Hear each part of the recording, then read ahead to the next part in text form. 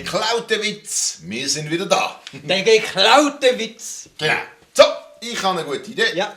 Du bist die Frau, die vom Frauenarzt kommt und ich bin der Mann. Gut. Nein, nein, nein, nein, nein, nein, nein, nein, nein, ich bin nicht immer die Frau, ich bin nicht immer die Frau.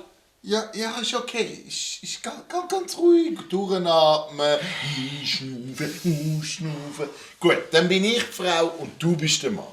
Jawohl. Ist gut? Ja. Also, Grüß dann bist du daheim und ich komme jetzt vom Frauenarzt heim. Ja. Gut. Schätzeli, huhu, ich bin wieder da. Ja, schön. Und was hat der Doktor gesagt? Also, der Doktor hat gesagt, ich habe einen Busen wie eine 20-Jährige.